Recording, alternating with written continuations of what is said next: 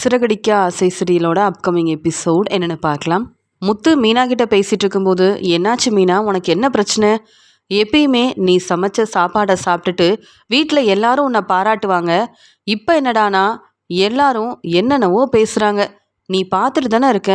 உண்மையாகவே நீ சரியாக சமைக்கிறதில்ல மீனா. ஏன் உனக்கு சமைக்க பிடிக்கலையா? என்கிட்ட சொல்லு. என்ன பிரச்சனையாக இருந்தாலும் நான் பார்த்துக்கிறேன் அப்படின்னு சொல்கிறாரு முத்து. உடனே மீனா சொல்கிறாங்க, அப்படியெல்லாம் ஒன்றும் இல்லைங்க, நான் கொஞ்சம் கவனமே இல்லாமல் இருந்துட்டேன். கண்டிப்பாக இனி சமைக்கும்போது கவனமாக நான் நல்லபடியாக சமைச்சு கொடுக்குறேன். எப்பயும் போல் சமைக்கிறேங்க அப்படின்னு சொல்லும்போது, மீனா நீ வீட்டுக்கு வந்ததுக்கப்புறமா பூ கொடுக்க போகலை, டெக்கரேஷன் ஆர்டர் எடுத்து செய்யலை, அது மட்டும் இல்லை புது பிஸ்னஸை பற்றி யோசிக்கவே இல்லை மீனா. இப்படி இருந்தால் எப்படி மீனா? உன்னை நம்பி தானே உனக்காக நான் வண்டி வாங்கி கொடுத்தேன். நீ பிஸ்னஸ் செய்யணும்னு உனக்கு நான் உதவி செய்கிறேன். என்னாச்சு மீனா? இப்போ பிஸ்னஸை பற்றி கூட யோசிக்காமல் வேற எதை பற்றி தான் யோசிக்கிறேன்னு எனக்கு தெரியவே இல்லை அப்படின்னு கேட்குறாரு முத்து. உடனே மீனா சொல்கிறாங்க, அதெல்லாம் ஒன்றும் பிரச்சனை இல்லைங்க. ஏதாவது பிரச்சனையாக இருந்தால் முதல்ல உங்ககிட்ட தானே சொல்லுவேன். என்ன இப்படி கேள்விக்கு மேலே கேள்வி கேட்டுக்கிட்டே இருக்காதீங்க அப்படின்னு முத்துக்கிட்ட பதில் பேசாமல் கோவமாக பேசிட்டு அங்கே ரோகிணியை பார்த்துக்கிட்டே இங்கே மீனா அங்கேருந்து போகிறாங்க. உடனே இங்கே ரோகிணி திருன்னு முழிக்கிறாங்க. முத்து யோசிக்கிறாரு, என்னாச்சு மீனாவுக்கு? நம்ம பேச்சை வர வர கேட்க மாட்டேங்கிறா. பார்லலம்மா என்ன பண்ணுறாங்க? நானும் மீனாவும் என்ன பேசுகிறோன்னு கவனிக்கிறாங்களா? மீனா இப்படி என்கிட்ட கோவமாக பேசுனதே இல்லை. ஆனால் ரோகிணியை பார்த்துக்கிட்டே மீனா பேசுகிறானா என்ன பிரச்சனைன்னு தெரியலையே. இந்த பார்லலம்மாவுக்கு வேறு வேலையே இல்லை அப்படின்னு சொல்லிட்டு முத்து அங்கேருந்து சவாரிக்காக கிளம்பி போகிறாரு. மீனாவும் வீட்டு வேலையெல்லாம் முடிச்சுட்டு யோசிச்சு பார்க்குறாங்க. ஆமாம், என் வீட்டுக்காரர் முத்து சொன்னது சரிதான். நான் இந்த ரோகிணிக்கு உதவி செய்கிறேன்னு அவங்கள பற்றியே யோசிச்சுக்கிட்டு என் வேலையை பார்க்காம இருந்தா எப்படி? என் வீட்டுக்காரர் எனக்கு எவ்வளோ உதவி செஞ்சுருக்காரு. நான் பிஸ்னஸ் செய்யணும், வீட்டில் இருக்க மற்ற மருமக மாதிரியே முன்னேறணுன்றதுக்காக நான் கேட்காமையே எனக்கு வண்டி வாங்கி கொடுத்தாரு. நான் பூ கொடுக்க போகிறதுக்காக உதவி செய்கிறது, டெக்கரேஷன் ஆர்டருக்கு உதவி செய்கிறதுன்னு என் வீட்டுக்காரர் முத்து நான் நினைக்காத எல்லாத்தையும் எனக்காக செஞ்சு கொடுக்கும்போது, அப்போ நானும் சொன்ன மாதிரியே நல்லபடியாக என் வேலையை பார்க்கணும்ல. இனி யாரை பற்றியும் யோசிக்க வேண்டாம், நம்ம வேலையில் கவனமாக இருக்கணும் அப்படின்னு சொல்லிட்டு மீனா அங்கே பூ கொடுக்கறதுக்காக கிளம்புறாங்க. விஜயா யோசிக்கிறாங்க, மீனா வீட்டிலையே இருந்து வீட்டு வேலையை பார்த்துக்கிறா, இனி பூ கொடுக்க போக மாட்டான்னு நினச்சேன். இன்றைக்கி என்ன மறுபடியும் பூ கொடுக்க போகிறா அப்படின்னு சொல்லிட்டு யோசிக்கிறாங்க. பூ கொடுக்க போன மீனாவும் ரொம்ப நாள் கழித்து இங்கே சந்திராவை பார்க்கறதுக்காக போகிறாங்க. இங்கே சந்திரா கேட்குறாங்க, மீனா இப்போ உனக்கு பரவாயில்லையா? நடக்க முடியுதா மீனா அப்படின்னு சொல்லி கேட்க, அம்மா எல்லா வேலையும் நான் தான் பார்க்குறேன், அதனால் எந்த பிரச்சனையும் இல்லைம்மா அப்படின்னு சொல்ல, ஆமாம் இங்கே பாட்டி ஊருக்கு போயிட்டு வந்தீங்களே, பாட்டி எப்படி இருக்காங்கன்னு கேட்க, நல்லா இருக்காங்கம்மா, சந்தோஷமாக இருக்காங்க. நாங்கள் தீபாவளி அங்கே தாம்மா கொண்டாடிட்டு வந்தோம் அப்படின்னு சொன்ன உடனே, என்ன மீனா நீ இப்போவே பூ கொடுக்க வந்துட்ட, இன்னும் வீட்டில் இருந்து ரெஸ்ட் எடுத்துருக்கலாம்ல அப்படின்னு கேட்கும்போது, எத்தனை நாள்மா ரெஸ்ட் எடுக்க முடியும்? அது மட்டும் இல்லை, கொஞ்சம் கவனமே இல்லாமல் இருக்கம்மா. என் வேலையை பொறுப்பாக பார்த்துக்கிட்டாதான் மறுபடியும் வீட்டு வேலையவும் நான் சரியாக செய்வேன். அதனால தான் நான் பூ கொடுக்க வந்துட்டேன், டெக்கரேஷன் ஆர்டருக்காகவும் பேச போகிறேம்மா அப்படின்னு சொல்ல, அங்கே வந்த சீதாவும், அக்கா என்னக்கா அம்மாவை பார்க்க வந்தியா? உன்னை பார்த்து ரொம்ப நாள் ஆகுது, எப்படிக்கா இருக்க அப்படின்னு கேட்டுட்டு, அக்கா நான் உங்ககிட்ட பேசணும்னு நினச்சேன். எனக்கு தெரிஞ்சவங்க அவங்களோட பொண்ணுக்கு கல்யாணம் வைக்க போகிறாங்களாங்க்கா. என்கிட்ட சொன்னப்ப உன்னுடைய ஞாபகம் தான் வந்தது. உடனே இங்கே கல்யாணத்துக்கு டெக்கரேஷன் ஆர்டரை என் அக்கா மீனாக்கு கொடுங்கன்னு சொல்லி நான் அவங்கக்கிட்ட உனக்காக பேசினேங்க்கா. உன்னை பார்க்க சொல்லியிருக்காங்க. அது மட்டும் இல்லை, நீ தான் அங்கே ஃப்ரூட் பொக்கே ஆர்டர்லாம் எடுத்து செய்கிறல்ல, நான் உன்னுடைய புது பிஸ்னஸை பற்றி அவங்கக்கிட்ட சொன்னேன். அவங்க இதெல்லாம் கேட்டுட்டு எவ்வளோ சந்தோஷமாக இருந்தாங்க தெரியுமா? அது மட்டும் இல்லாமல் இப்போ மீனா புது பிஸ்னஸ்லாம் ஆரம்பிச்சிட்டாளான்னு கேட்டாங்க. அதனால் ஃப்ரூட் பொக்கேவை பற்றி நீ அவங்கக்கிட்ட சொன்னால் கண்டிப்பாக அவங்களும் ஆர்டர் கொடுப்பாங்கன்ற நம்பிக்கை இருக்குது. எப்படியோ என்னால் உனக்கு உதவி செய்ய முடிஞ்சதுன்னு நினச்சி சந்தோஷமாக இருக்குது. நீ போய் அவங்கள பார்த்து பேசுவேன்ல அப்படின்னு கேட்கும்போது, என்ன சீதா நீ சொல்லியிருக்க, எனக்கும் ஒரு நல்ல வாய்ப்பு கிடச்சிருக்கு, கண்டிப்பாக உடனே நான் பார்த்து பேசுகிறேன் அப்படின்னு சொல்கிறாங்க. மீனா யோசிக்கிறாங்க, வீட்லேயே இருந்தால் இப்படி எனக்கு ஆர்டர்லாம் கிடைக்குமா என்ன? இப்படி வந்த உடனே சீதா மூலமாக இங்கே எனக்கு ஃபங்க்ஷன் ஆர்டர் கிடச்சிருக்கு, நல்லபடியாக இந்த டெக்கரேஷன் ஆர்டரை செஞ்சு முடிக்கணும். அது மட்டும் இல்லை, ஃப்ரூட் பொக்கே ஆர்டர் பிஸ்னஸையும் நல்லபடியாக நான் செய்யணும். இங்கே மனோஜ் பிஸ்னஸ் ஆரம்பித்து இப்போ அவருக்கு புது ஆர்டர் மூலமாக நல்ல வருமானம் வருது, நிறைய பணம் கிடைக்குதுன்னு விஜயத்தை தலையில் தூக்கி வச்சு கொண்டாடுறாங்க ரோகிணியவும் மனோஜையும். அதே மாதிரி எனக்கும் நல்ல வருமானம் வந்தாதான் என் வீட்டுக்காரரையும் இங்கே விஜயத்தை புரிஞ்சுப்பாங்க. அதனால் என்ன மருமகளாக ஏற்றுக்கலனாலும் பரவாயில்ல, என் வீட்டுக்காரரையாவது இங்கே வந்து விஜயாத்த புரிஞ்சுக்கணும், அதுவே எனக்கு போதும் அப்படின்னு அங்கே யோசிச்சு பார்த்துட்டு சீதா கிட்ட நன்றி சொல்கிறாங்க. சீதா, பாட்டி வீட்டிலேருந்து வந்ததுக்கப்புறமா நான் எங்கேயும் பூ கொடுக்க போகல, டெக்கரேஷன் ஆர்டர் எடுத்து செய்யலை. ஆனால் இன்னைக்கு தான் பூ கொடுக்க வந்தேன். அதுக்குள்ளே எனக்காக பேசி இந்த டெக்கரேஷன் ஆர்டரை வாங்கி கொடுத்துருக்க. எனக்கு எவ்வளோ சந்தோஷமாக இருக்குது தெரியுமான்னு பேசிகிட்டு இருக்கும்போதே இங்கே வந்து மீனா கேட்குறாங்க, அம்மா நீங்கள் கடைக்கு போகலையான்னு கேட்க, போகணும் மீனா, நீ வந்திருக்கல, ரொம்ப நாள் கழித்து வந்திருக்க, அதான் பேசிகிட்டு இருக்கேன்னு சொல்ல மீனாவுக்கு ஃபோன் வருது. சரிம்மா, இங்கே நான் பூ கொடுக்க சொல்லி எனக்கு ஃபோன் வந்திருக்கு, நான் கிளம்புறேன் அப்படின்னு மீனா அங்கேருந்து ரொம்ப சந்தோஷமாக கிளம்புறாங்க. மனோஜ் வீட்டில் உள்ள எல்லார்கிட்டையும் தனக்கு கிடைச்ச 10 லட்ச ரூபா பணத்தை பற்றி பேசிகிட்டு இருக்காரு. அப்பா, நீங்கள் எப்பயும் முத்துவை தானப்பா பாராட்டி பேசுவீங்க. மீனா இந்த பிஸ்னஸ் செய்கிறதையே நீங்கள் ரொம்ப பெருமையாக பேசிகிட்டு இருப்பீங்கள்ல. பாருங்கப்பா, ரோகிணி மூலமாக எனக்கு கிடைச்ச இந்த ஆர்டருக்காக அவங்க எங்களை கூப்பிட்டு அந்த மேடம் வந்து 10 லட்ச ரூபா பணம் கொடுத்துருக்காங்க அப்படின்னு சொல்லும்போது உடனே அண்ணாமலை, சந்தோஷமாக தான் இருக்குது மனோஜ், நான் எல்லாரையும் ஒரே மாதிரி தான் பார்க்குறேன். இங்கே வந்து முத்து மீனாவை மட்டும் இல்லை, ரோகிணி, இங்கே வந்து ஸ்ருதின்னு எல்லாரும் ஒவ்வொரு வேலையும் செஞ்சு முன்னேறணுன்றது என்னுடைய ஆசை. ஆனால் விஜயா தான் அப்படி இல்லை, நீ என்னை புரிஞ்சுக்காமல் பேசுகிற மனோஜ் அப்படின்னு சொல்கிறாரு அண்ணாமலை. உடனே விஜயா சொல்கிறாங்க, மனோஜ், உனக்கு இந்த ஆர்டர் கிடச்ச உடனே இவ்வளோ பணம் தருவாங்கன்னு நான் எதிர்பார்க்கல. ஆமாம், எப்போ இந்த ஆர்டரை நீ வந்து செஞ்சு முடிக்கணும், எப்போ பொருளெல்லாம் உங்களுக்கு அனுப்ப போகிறேன்னு கேட்க உடனே ரோகிணி சொல்கிறாங்க, நான் அந்த மேடம் கிட்ட பேசிட்டு அப்புறம் இதுக்கு தேவையான எல்லா ஏற்பாடையும் நானே பார்த்துக்கிறேன் அப்படின்னு சொல்கிறாங்க. எனக்கு தெரியும் ரோகிணி, நீ மனோஜ் கூட இருக்கிறதுனால தான் மனோஜுக்கு இப்படி எல்லாமே நல்லதாகவே நடக்குது. எனக்கு உன் மேலே நம்பிக்கை இருக்கு ரோகிணி அப்படின்னு பேசிட்டு, மனோஜ், நீ இருந்தாலும் உன்னுடைய பிஸ்னஸில் ரொம்ப கவனமாக இருக்கணும், யாரையும் நம்பக்கூடாது, ரோகிணியை மட்டும்தான் நீ நம்பணும், புரியுதுல்ல அப்படின்னு சொல்கிறாங்க விஜயா. உடனே மனோஜும், அம்மா, எனக்கு பிஸ்னஸை பற்றி எல்லாம் தெரியுமா, நீங்கள் சொல்ல வர்றது எனக்கு புரியுது, யாரை நம்பணும் யார் நம்பவே கூடாதுன்னு எனக்கு தெரியுமா அப்படின்னு சொல்லும்போது, ஆமாம் மனோஜ், நீ தான் பிஸ்னஸ்க்காகவே நிறைய படிச்சிருக்கியே, நான் சொல்லி தான் உனக்கு தெரியணுமா என்ன, உனக்கு எல்லாம் தெரியும் மனோஜ் அப்படின்னு பெருமையாக பேசிகிட்டு இருக்காங்க விஜயா. அந்த சமயம் மனோஜ் ரோகிணி கிட்ட, ரோகிணி, நாளையிலேருந்து நான் கடைக்கு வரமாட்டேன், வெளியில் எனக்கு நிறையா வேலை இருக்கும், அதனால் இங்கே என் ஃப்ரெண்டை பற்றி சொன்னேன்ல, என் ஃப்ரெண்டும் நீயும் தான் இனி கடையை பார்த்துக்க போகிறீங்க. இனி இந்த மாதிரி பெரிய பெரிய ஆர்டரெல்லாம் நான் எடுத்து செய்யணுன்னா எனக்குன்னு தனியாக ஒரு ஆஃபீஸ் வேணும். அது மட்டும் இல்லாமல் இந்த மாதிரி ஆர்டரெல்லாம் செஞ்சு நமக்குன்னு நல்ல வருமானம் வந்தால் இங்கே வந்து இதே மாதிரி பெரிய பிஸ்னஸ்லாம் நம்ம ஆரம்பிக்கலாம்ல. அதனால் கடையை நீ பார்த்துக்க ரோகிணி, வெளியில் இருக்க மற்ற வேலையெல்லாம் நான் பார்த்துக்கிறேன்.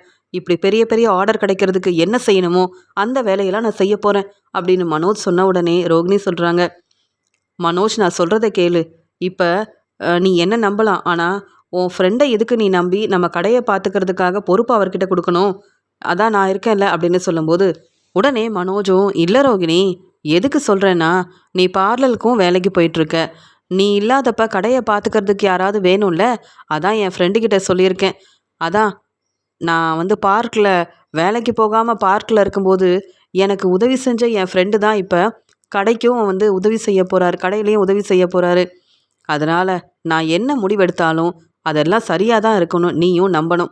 நீ இல்லாதப்ப கடையை என் ஃப்ரெண்டு பார்த்துக்கட்டும், அவ்வளவுதானே அப்படின்னு தன்னுடைய ஃப்ரெண்டு கடையை நல்லபடியாக பார்த்துப்பாருன்ற நம்பிக்கையில் இங்கே மனோஜ் இப்படி பேசிகிட்டு இருக்க ரோகிணி சொல்கிறாங்க, இது உன்னுடைய பிஸ்னஸ், நீ தானே முடிவெடுக்கணும், இதில் நான் என்ன சொல்ல முடியும், நான் என்ன சொன்னாலும் நீ அதை புரிஞ்சிக்க மாட்டேங்கிற, எல்லாரையும் நம்புனா அப்புறம் உனக்கு தான் பிரச்சனை வரும்னு நீ புரிஞ்சிக்க மாட்டேங்கிற மனோஜ்னு சொல்லும்போது, ரோகிணி, எனக்கு தெரியும், நான் பார்த்துக்கிறேன் அப்படின்னு சொன்ன உடனே ரோகிணி அமைதியாக ரூமுக்கு போகிறாங்க. இங்கே உடனே விஜயா கேட்குறாங்க, என்ன மீனா, சமையல் வேலை எல்லாத்தையும் முடிச்சிட்டியா, இல்லை எப்பயும் போல் நாங்கள் சாப்பிடக்கூடாதுன்றதுக்காகவே கவனமே இல்லாமல் சமைச்சு வச்சுருக்கியா அப்படின்னு கேட்குறாங்க.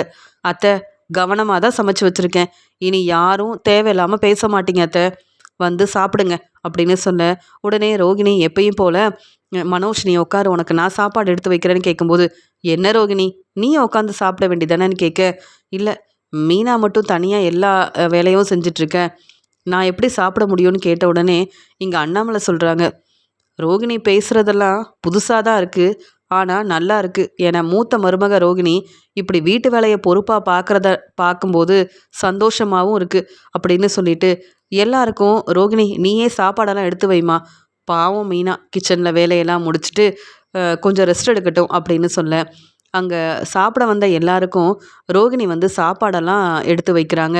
உடனே விஜயா சொல்கிறாங்க, நல்ல வேலை இப்போ சாப்பாடு நல்லா இருக்குது சாப்பிட்றதுக்கு, இல்லைனா அன்னைக்கு மாதிரியே ரொம்பவே கஷ்டமாக இருந்திருக்கும் அப்படின்னு சொல்ல, உடனே அண்ணாமலை சொல்கிறாங்க, ரோகிணி மீனா கிட்ட கேட்டு நீயும் சமையல் வேலையெல்லாம் கேட்டு தெரிஞ்சுக்கம்மா, உனக்கு நல்லது தானே. எப்பயும் மீனா சமைச்சு கொடுத்துக்கிட்டே இருக்க முடியாதுல்ல. மீனாவும் பிஸ்னஸ் பார்க்குறதுனால வெளியில் போக வேண்டியது இருக்கும், வீட்டுக்கு நேரம் கழிச்சு வர வேண்டியது இருக்கும். அப்படி இருக்கும்போது வீட்டுக்கு மூத்த மருமகளாக இருக்கிற நீ சமைச்சு கொடுக்கலாம்ல. அதுக்காக தான். மீனா நீயும் எல்லா வேலையும் தனியாக பார்க்கணுன்னு நினைக்காதம்மா. சமையல் வேலையை எப்படி செய்யணும்னு ரோகிணிக்கு சொல்லிக் கொடு அப்படின்னு சொல்ல, ரோகிணிக்கு ரொம்ப கோவம் வருது. என்னை பற்றின உண்மை மீனாவுக்கு தெரிஞ்சதால நான் வந்து வந்தவங்களுக்கெல்லாம் சாப்பாடு எடுத்து வச்சா சமையல் வேலையை வேற நான் தெரிஞ்சுக்கணுமா? இதெல்லாம் எனக்கு தேவையா? அப்படின்னு சொல்லிட்டு நின்றுட்டுருக்காங்க. உடனே மனோஜ் சொல்கிறாங்க, ரோகிணி நான் தான் சொன்னேன்ல மீனாவுக்கு உதவி செய்யாதன்னு, பாரு வீட்டில் இருக்க எல்லா வேலையும் உன்னையே பார்க்க சொல்லிடுவாங்க போல. நான் எவ்வளோ பெரிய பிஸ்னஸ் செய்கிறேன், பெரிய பெரிய ஆர்டர்லாம் எடுத்து செய்ய போகிறேன். நீ என்னுடைய மனைவி, நீ இந்த வீட்டில் உள்ள வேலையெல்லாம் செய்கிறதா? வேண்டா ரோகிணி, நீ முதல்ல வந்து உட்காந்து சாப்பிடு. மீனா எப்பயும் போல் வீட்டு வேலையெல்லாம் பார்க்கட்டும் அப்படின்னு சொல்ல, உடனே முத்து பார்க்குறாரு மனோஜ் அமைதியாக சாப்பிட்டுட்டு கிளம்பு, தேவையில்லாமல் பேசாத அப்படின்னு சொல்லும்போது, உடனே அண்ணாமலை சொல்கிறாங்க, 3 மருமகளும் ஒரே மாதிரி வீட்டில் இருக்க வேலையெல்லாம் பார்த்து நல்லபடியாக சமைச்சு கொடுத்தா எவ்வளோ சந்தோஷமாக இருக்கும். மீனா மட்டும்தான் வேலையை பார்க்கணுன்னு நீங்கள் எல்லாரும் நினைக்கிறதுனால தான் மீனா தனியாக அங்கே பிஸ்னஸ் செய்கிறது, வீட்டு வேலையை பார்க்குறதுன்னு எவ்வளோ கஷ்டப்படுறா. அதை ஏன் தான் யாரும் புரிஞ்சிக்க மாட்டேங்கிறீங்களோ தெரியல. மீனாவும் முத்துவும் நல்லா சம்பாதிச்சு புது வீடு வாங்கினாதான் மீனாவும் முத்துவும் சந்தோஷமாக இருக்க முடியும். மீனா நல்லா ரெஸ்ட் எடுக்க முடியும்னு நினைக்கிறேன். மீனா மாடியில் ரூம் கட்டணும்னு முத்துவும் நீயும் நினைக்கிறீங்க. ஆனால் இந்த வீட்டில் இருக்கிற வரைக்கும் மீனா நிம்மதியாக இருக்க முடியாது, நிம்மதியாக ரெஸ்ட் எடுக்கவும் முடியாது. விஜயா விடவும் மாட்டா. முத்து நல்லா சம்பாதிச்சு மீனாவுக்காக புது வீடு வாங்கணும், நீ புது வீடு கட்டணும். அதெல்லாம் பார்த்து நான் சந்தோஷப்படணும். நீங்கள் 2 பேரும் உங்கள் வாழ்க்கையை ரொம்ப சந்தோஷமாக பார்த்துக்கணும். இது என்னுடைய ஆசை. மீனா முடிஞ்சா இதெல்லாம் நீங்கள் செய்யுங்க அப்படின்னு சொல்லிட்டு அங்கேருந்து போகிறாரு அண்ணாமலை.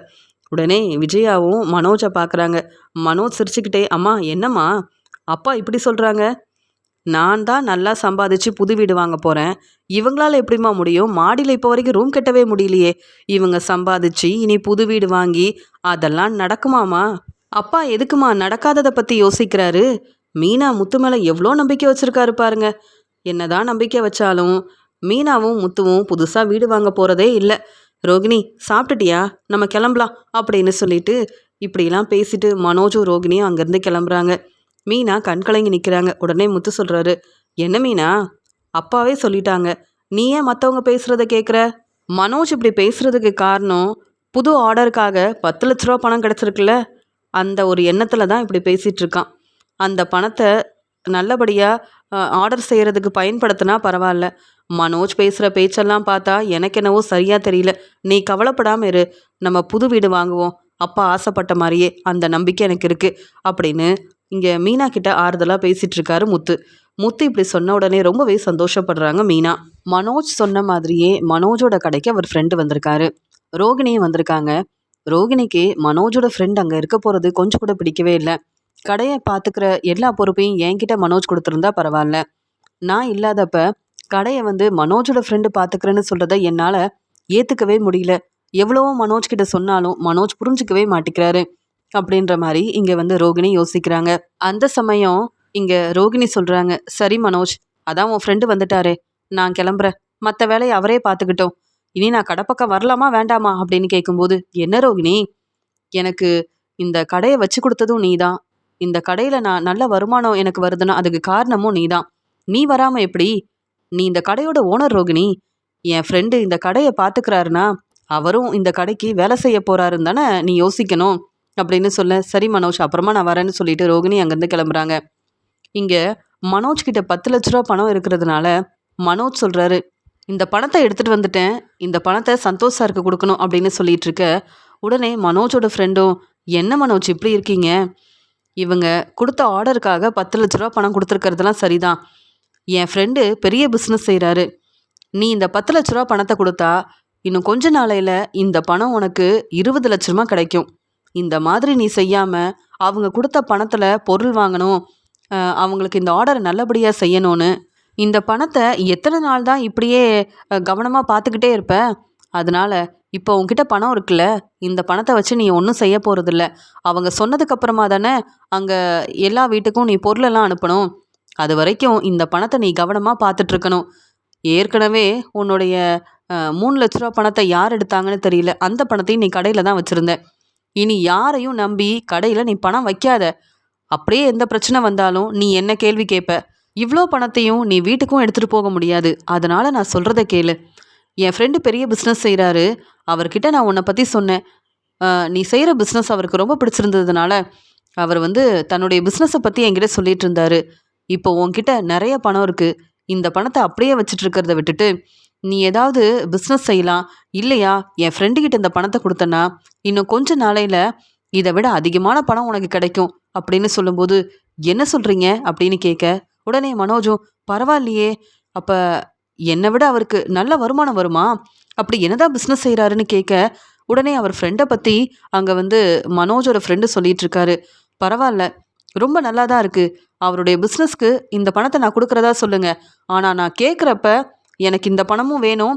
இதுக்காக எனக்கு நீங்கள் தரதா சொன்ன நிறைய பணமும் கிடைக்கணும் அப்படின்னு சொல்ல, 10 லட்ச ரூபா பணம் கொடுத்தனா இன்னும் ஒரு மாதத்துலேயே நீ 20 லட்ச ரூபா பணமாக வாங்கிக்கலாம். நீ கவலையப்படாத. என் ஃப்ரெண்டு ரொம்ப நம்பிக்கையாக பிஸ்னஸ் செய்கிறாரு. அவரை நம்பி இந்த பணத்தை நீ கொடுக்கலாம் அப்படின்னு சொல்லும்போது, எப்படியும் இந்த மாதம் அவங்க வந்து இந்த ஆர்டருக்காக அவங்க பொருளை அனுப்ப சொல்ல போகிறது இல்லை.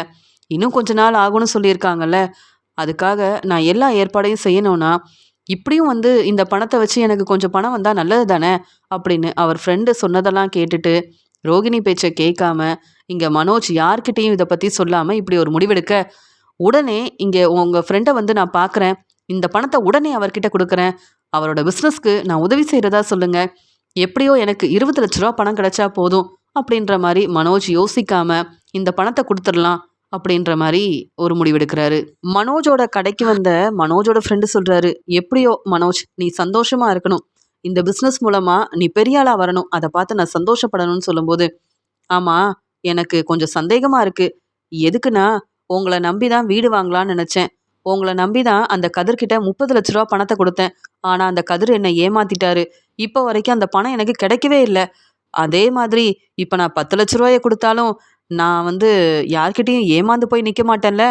நீங்கள் எனக்கு பிரச்சனை செஞ்சிட மாட்டீங்களே. உங்களை நம்பி உங்கள் ஃப்ரெண்டுக்கிட்ட இந்த பணத்தை கொடுக்கலாமா அப்படின்னு கேட்குறாரு மனோஜ். உடனே மனோஜோட ஃப்ரெண்டு, என்னப்பா என்னை நம்பி பணத்தை கொடுத்தா இதை விட உனக்கு பெரிய லாபம் கிடைக்கும். நான் சொல்கிறத நீ கேளு அப்படின்னு சொன்ன உடனே, இல்லை ரோகிணி கிட்ட கூட நான் கேட்கல.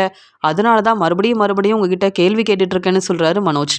உடனே மனோஜோட ஃப்ரெண்டும், நீங்கள் ரோகிணி கிட்ட சொன்னால் மட்டும் சரி பரவாயில்ல இந்த பணத்தை கொடுங்கன்னு சொல்லுவாங்களா? ரோகிணிக்கு பிஸ்னஸை பற்றி என்ன மனோஜ் தெரியும்? நீங்கள் அப்படி இல்லை. உங்களை யாராவது ஏமாற்ற முடியுமா மனோஜ்? அது மட்டும் இல்லை, நீங்கள் இந்த கடையை எவ்வளோ நல்லபடியாக நடத்திட்டுருக்கீங்க. நான் பொய் சொல்வேனா?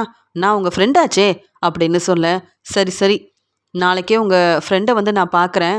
பேசிட்டு இந்த பணத்தை கொடுத்துட்றேன். கண்டிப்பாக இந்த பணத்தை கொடுத்தா அவர் பிஸ்னஸ் மூலமாக எனக்கும் நிறைய லாபம் கிடைக்கும்ல அப்படின்னு சொல்லி கேட்க, கண்டிப்பாக கிடைக்கும்ப்பா, என்னை நம்பு. 10 லட்ச ரூபா பணத்துக்காக இவ்வளோ கேள்வி கேட்குறியே, கண்டிப்பாக உன்னை யாரும் ஏமாற்ற மாட்டாங்க அப்படின்னு நம்பிக்கையாக இங்கே மனோஜோட ஃப்ரெண்டு பேசுனதுனால மனோஜும் இந்த பணத்தை கொடுத்தா அவர் இதன் மூலமாக பிஸ்னஸ் செய்ய போகிறாரு, நமக்கு இதன் மூலமாக லாபம் கிடைக்க போகுது அப்படின்ற நம்பிக்கையில் இருக்காரு. மனோஜ் ரொம்ப சந்தோஷமாக வீட்டுக்கு வராரு. உடனே ரோகிணி, என்ன மனோஜ் உன்னுடைய வேலையெல்லாம் முடிஞ்சிருச்சான்னு கேட்க, என்ன ரோகிணி வர வர நீ கடைப்பக்கமே வரமாட்டிக்கிற அப்படின்னு கேட்கும்போது, இல்லை உன் ஃப்ரெண்டு தான் கடையில் இருக்க வேலையெல்லாம் பொறுப்பாக பார்த்துக்கிறாரே, அப்புறம் நான் எதுக்கு வரணும் அப்படின்னு சொல்லும்போது, இருந்தாலும் நீயும் வந்து கடையில் என்ன நடக்குதுன்னு கேட்டு தெரிஞ்சுக்கணும்ல அப்படின்னு சொல்லிட்டு இருக்க. சரி மனோஜ் அதெல்லாம் இருக்கட்டும், 10 லட்ச ரூபா பணத்தை கடையிலேயே வச்சுருக்க அப்படின்னு கேட்குறாங்க ரோகிணி. உடனே மனோஜும், ஆமாம் ரோகிணி என்ன பிரச்சனை, ஏன் கேள்வி கேட்குறேன்னு கேட்கும்போது, இல்லை உன் ஃப்ரெண்டு ஏற்கனவே வீடு வாங்கி தரேன்லாம் சொல்லியிருக்காரு. வீடு வாங்கி தரேன்னு சொல்லி அவரை நம்பி நம்ம ரொம்பவே ஏமாந்துட்டோம். உன் ஃப்ரெண்டு பேசுகிறதெல்லாம் நீ கேட்காத. அவர் வந்து நல்லது சொல்கிற மாதிரி சொல்லிட்டு அப்புறம் பணம் இல்லைன்னா நாம் தான் வந்து கஷ்டப்படணும். அதனால உன் ஃப்ரெண்டு நம்ம கடையில் வேலை பார்க்கட்டும், கடையை கவனிக்கட்டும். ஆனால் அவர் பேச்சை நீ கேட்கவே கூடாது. கொஞ்சம் அங்கே பணம் இருக்கிறதுனால கவனமாக இருக்கணும். உன் ஃப்ரெண்டை நம்பி எனக்கு தெரியாமல் ஏதாவது பிரச்சனை செஞ்ச அவ்வளவுதான். அதுக்கப்புறம் நான் உன்னை சும்மா விட மாட்டேன் அப்படின்னு சொல்கிறாங்க. அதெல்லாம் எப்படி ரோகிணி? நான் என்ன செஞ்சாலும் உன்கிட்ட சொல்லாமல் உன்னை கேட்காம நான் செய்யவே மாட்டேன் ரோகிணி. என் மேலே நம்பிக்கையா இரு அப்படின்னு சொல்லிடுறாரு மனோஜ். ரோகிணி கேள்வி கேட்க ஆரம்பிச்சதால இனி ரோகிணி கிட்ட எதுவுமே பேசக்கூடாது, நம்ம புதுசாக பிஸ்னஸ்க்காக இந்த பணத்தை கொடுக்க போகிறோன்னு சொல்லக்கூடாது அப்படின்னு முடிவெடுத்த மனோஜ் அடுத்த நாள் தன்னுடைய ஃப்ரெண்டை கூப்பிட்டுட்டு அங்கே புது பிஸ்னஸ்க்காக கிளம்பி போகிறாரு. இங்கே வந்து மனோஜும் அங்கே புது பிஸ்னஸை பற்றி பேச அவங்க ரொம்ப நம்பிக்கையாக பேசுகிறாங்க. மனோஜும் அவங்க பேசுகிறதெல்லாம் கேட்டுட்டு ரொம்பவே நம்பிடுறாரு. இங்கே மனோஜோட ஃப்ரெண்டு சொன்ன மாதிரியே 10 லட்ச ரூபா பணத்தையும் கொடுத்துட்றாரு. இதை பார்த்துட்டு மனோஜோட ஃப்ரெண்டு ரொம்ப சந்தோஷப்படுறாரு. மனோஜ், என்னை நம்பி இந்த பிஸ்னஸை நீ செய்ய போகிற, இதன் மூலமாக உனக்கு எவ்வளோ லாபம் கிடைக்க போகுது தெரியுமா அப்படின்னு பேச, உண்மைதான், நீங்கள் எனக்கு இவ்வளோ உதவி செய்வீங்கன்னு நான் நினைக்கவே இல்லை அப்படின்னு மனோஜ் தன்னுடைய ஃப்ரெண்டை பாராட்டி பேசிட்டு கடைக்கு வராங்க.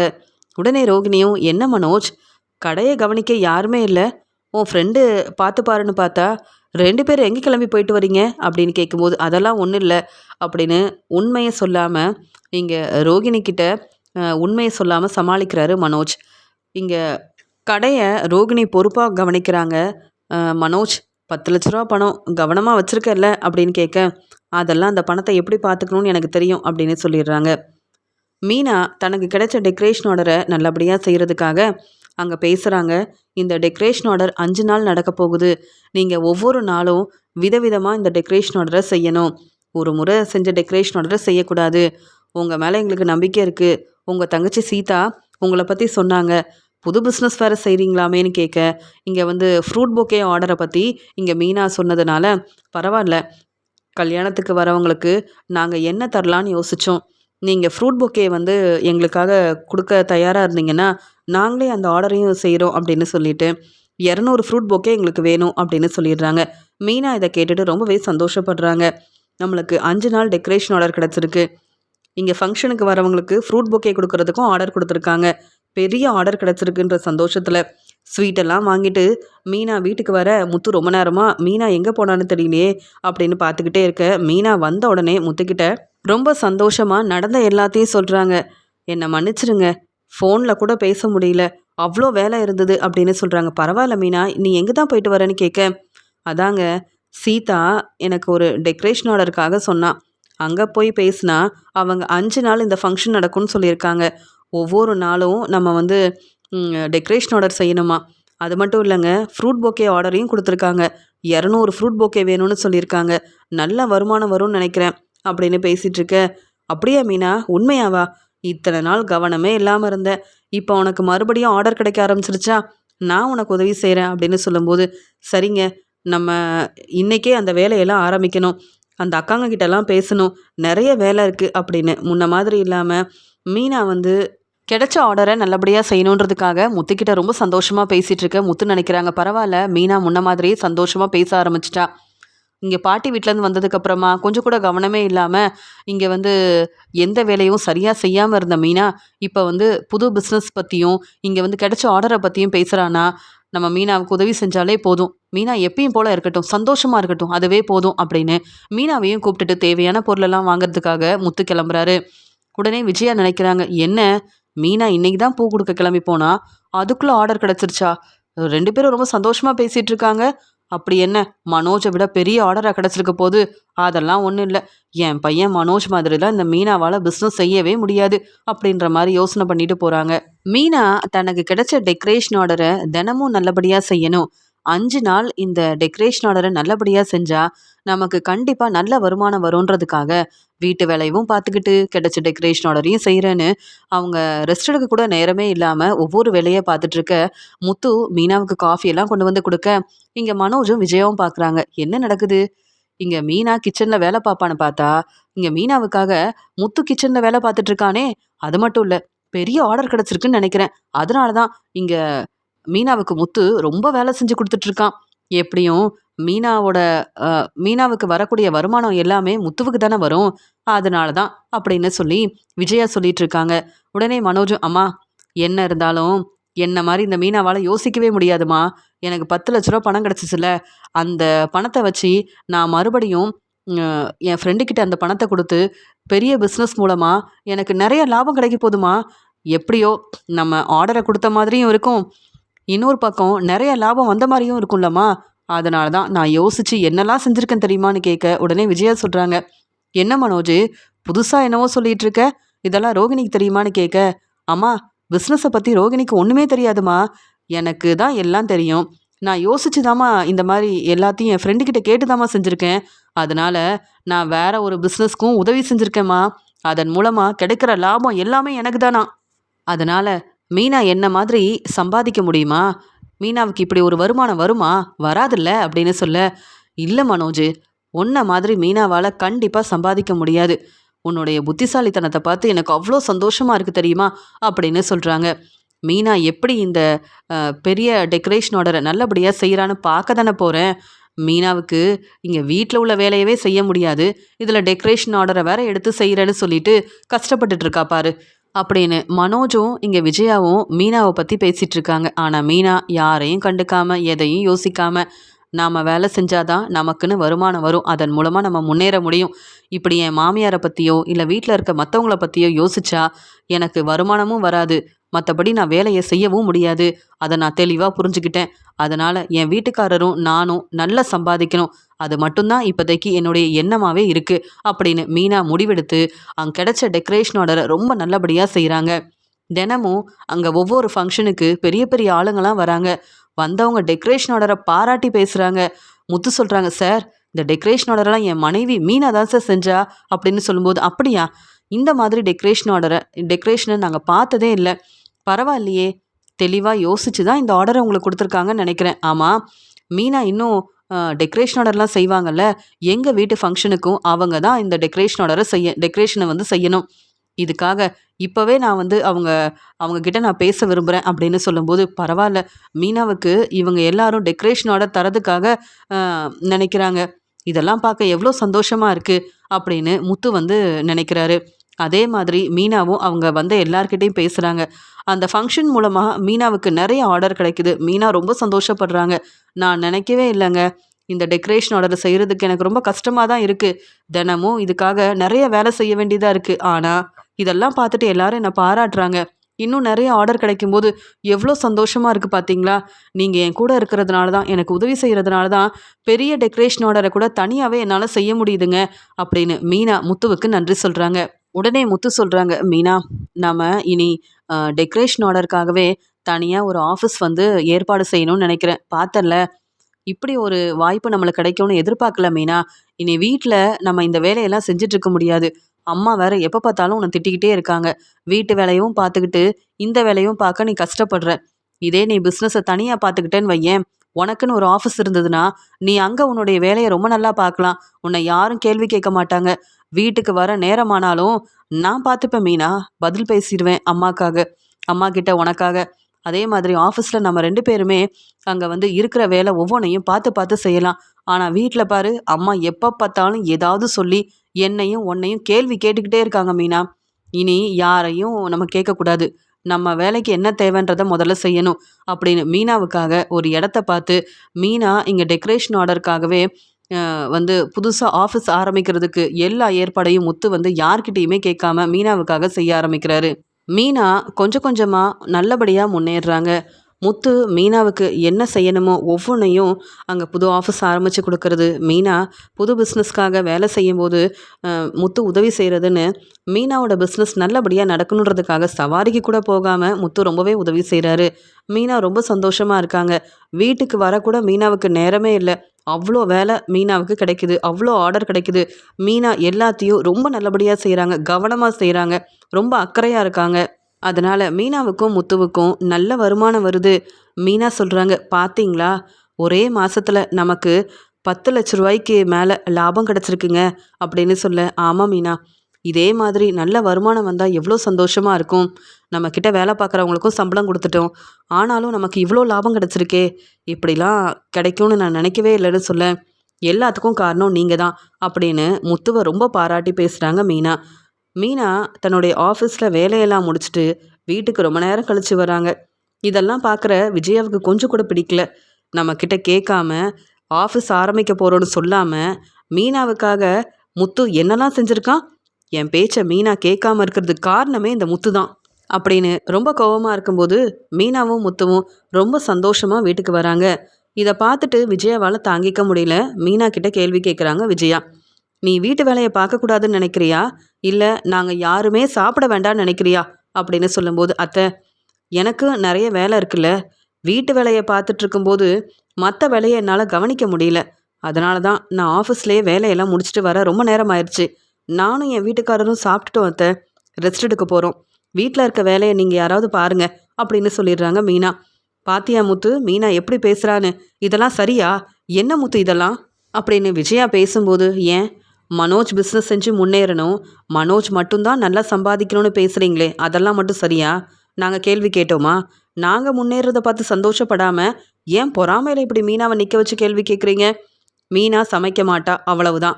இப்போ என்ன அப்படின்னு முத்து ரொம்ப கோவமாக பேச, அப்போ நீங்கள் 2 பேரும் இந்த வீட்டில் இருக்க வேண்டான்னு சொல்ல, உடனே முத்து சொல்கிறாங்க, அவ்வளவுதானே, நாங்கள் பார்த்துக்குறோம். கொஞ்ச நாள் தான் இந்த வீட்டில் இருப்போம், சரியா? மீனா, உனக்காக நான் புது வீடு வாங்கி தரேன் மீனா. இவங்க என்ன பேசுறது? இவங்க பேச்சை நம்ம கேட்கணுன்னா இந்த வீட்டில் இருக்கணுமா?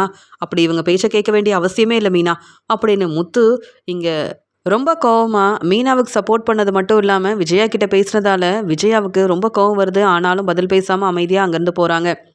உடனே மீனா சொல்கிறாங்க, என்னங்க அத்தை எப்படி பேசிட்டீங்கன்னு கேட்க, இப்படி பேசினா தான் எங்கள் அம்மாவுக்கு புரிய வரும். அது மட்டும் இல்லை, வீட்டில் இன்னும் 2 மருமக இருக்காங்க. அவங்க யாரும் வேலை செய்கிறது இல்லைல்ல. எங்கள் அம்மா அவங்கக்கிட்ட இப்படி கேள்வி கேட்குறதும் இல்லைல்ல. நீ பொறுமையாக இரு, அமைதியாக இரு, நான் பேசிக்கிறேன் அப்படின்னு சொல்லிடுறாரு முத்து. இங்கே கோகிலாவோட ஃப்ரெண்டு ரோகிணிக்கு ஃபோன் பண்ணுறாங்க. உடனே ரோகிணி ரொம்ப சந்தோஷமாக, சொல்லுங்கள் மேடம் அப்படின்னு கேட்க, நாளைக்கு நீங்கள் பொருளெல்லாம் அனுப்பிடுவீங்கல்ல அப்படின்னு கேட்கும்போது, கண்டிப்பாக அனுப்பிடுவோம் மேடம், நீங்கள் கவலையே படாதீங்க, அதுக்கு தானே நீங்கள் பணம் கொடுத்துருக்கீங்க அப்படின்னு சொல்லிட்டு ஃபோனை வைக்கிறாங்க ரோகிணி. மனோஜ் கிட்ட ரொம்ப சந்தோஷமாக பேசுகிறாங்க ரோகிணி. மனோஜ் இங்கே கோகிலாவோட ஃப்ரெண்டு பேசினாங்க, மேடம் உடனே பொருளெல்லாம் அனுப்ப சொல்லிட்டாங்க. சந்தோஷ் சார்கிட்ட பேசிட்டல்ல, நான் கூட பேசினேன், பணத்தை அனுப்புனீங்கன்னா உடனே பொருளை அனுப்பிடுறேன்னு சொல்லிட்டாங்க. நீ முதல்ல அந்த பணத்தை சந்தோஷ் சாருக்கு அனுப்பு அப்படின்னு சொல்லிட்டு இருக்க. என்னது, சந்தோஷ் சாருக்கு பணம் அனுப்பணுமா அப்படின்னு கேட்கும்போது, ஆமாம் மனோஜ், உன்கிட்ட பணம் இருக்குல்ல, கவனமாக பணத்தை நானே பார்த்துக்கிறேன்னு சொன்னியே, எங்கே அந்த பணம் அப்படின்னு கேட்குறாங்க ரோகிணி. உடனே மனோஜும் 10 லட்ச ரூபா பணம் தானே, அதெல்லாம் இருக்கு ரோகிணி, நாளைக்கு நம்ம பொருளை அனுப்பிடலாம், கவலைப்படாத அப்படின்னு சொல்லிட்டு மனோஜ் தன்னுடைய ஃப்ரெண்டுக்கு ஃபோன் பண்ணுறாரு. ஆமாம், உன்னுடைய ஃப்ரெண்டு புது பிஸ்னஸ் செய்கிறாரு, பணம் தேவைப்படுது, இந்த பணத்தை நீ கொடுத்தனா உனக்கு நிறைய லாபம் கிடைக்கும்னு சொன்னியே, இப்போ அவருக்கு ஃபோன் பண்ணி எனக்கு தேவையான பணத்தை நீ வாங்கி கொடுக்கணும்னு சொல்ல. சரி மனோஜ், நான் சொன்ன மாதிரியே உனக்கு நிறைய பணம் கிடைக்கும், நீ கவலைப்படாத அப்படின்னு சொல்லிட்டு இங்கே இங்கே மனோஜோட ஃப்ரெண்டு ஃபோனை வைக்கிறாரு. ஆனால் இங்கே மனோஜை ஏமாத்துறதுக்காக தான் 10 லட்ச ரூபா பணத்தை அவர் வாங்கியிருக்காருன்ற உண்மை மனோஜோட ஃப்ரெண்டுக்கு தெரியாததுனால தன்னுடைய ஃப்ரெண்டுக்கு ஃபோன் பண்ணி பார்க்க அங்கே யாருமே இல்லைன்றத புரிஞ்சுக்கிறாரு. இது எப்படி மனோஜ் கிட்ட சொல்கிறது? என்னை நம்பி தான் நான் மனோஜ் என் ஃப்ரெண்டுக்கிட்ட 10 லட்ச ரூபா பணத்தை கொடுத்தாரு, இப்போ மனோஜ் ஏமாந்து போயிட்டாருன்னு தெரிஞ்சால் அவ்வளவுதான், என்னையும் சும்மா விட மாட்டாரே. அப்போ மனோஜ் கிட்ட இனி நான் ஃபோனில் பேசவும் கூடாது, மனோஜோட கடைக்கு போகவும் கூடாது, அவ்வளவுதான் அப்படின்னு சொல்லிட்டு மனோஜ் ஃபோன் பண்ணும்போது ஃபோனை எடுக்காமல் அமைதியாகவே இருந்துடுறாரு மனோஜோட ஃப்ரெண்ட்.